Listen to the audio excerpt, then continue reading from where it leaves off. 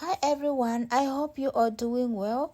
So in today's video, I'm going to give you an update of what happened and why I've not been posting and why I've been absent from YouTube for a long time and why I'm not frequently. So you remember last time I posted a video of decluttering her house with me. After that video, my daughter's situation started to get worse. So when we went to the hospital to check out, we were informed that we needed a quick liver transplant, and I was her donor. And we packed our bags the next night and hit the road to Tokyo for a liver transplant. I couldn't imagine myself being her donor because I was so much overwhelmed, filled with a lot of anxieties, worried of who's going to take care of my children if anything happened to me. But I left everything in God's hands. I was worried because of many stories I hear of foreigners, how they are being treated in the foreign hospitals. But God was there with me because I said, God, I offer myself to you. I leave all my situations to you and I am in your hands. You are in control of my situation.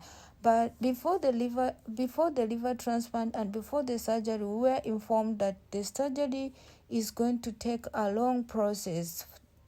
But luckily enough, we were all surprised that my surgery didn't even take much more hours, and my recovery as well wasn't the hard one. It was easier and quick, and everybody was surprised. So as you are seeing me on this day here, I was well.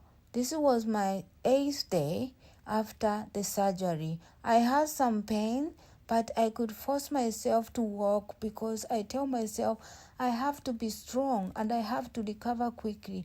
If I don't recover, who's going to take care for my children? Because my husband has to go back for work in order for him to provide for us and the children. And home, there was no one who can take care for them. So they had to stay with me in the hospital. So every time I go to the hospital, I had to leave my children outside of the hospital. Sometimes I leave my children in the park alone. But I leave everything in God's hand. God was there for them and He really took care of us. He knows everything, and I thank Him for that. So as you are seeing me, I felt like my stomach was falling down and I was in pain, and I was advised by the doctor to take enough rest, but I couldn't rest enough because I was only one. So as you are seeing me on this day here, this was 1 month post surgery.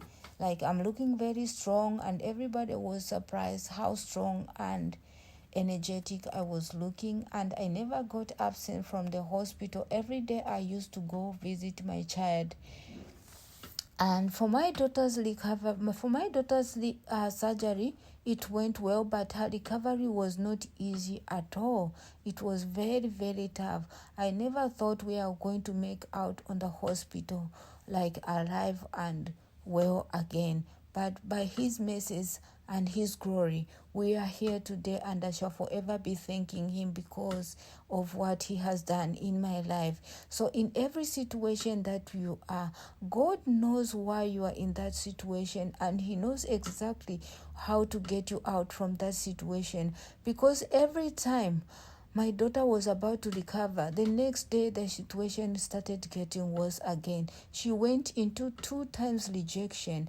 Every time my friends were getting discharged, I was the one remaining back in the hospital. I stayed in the hospital for 4 months.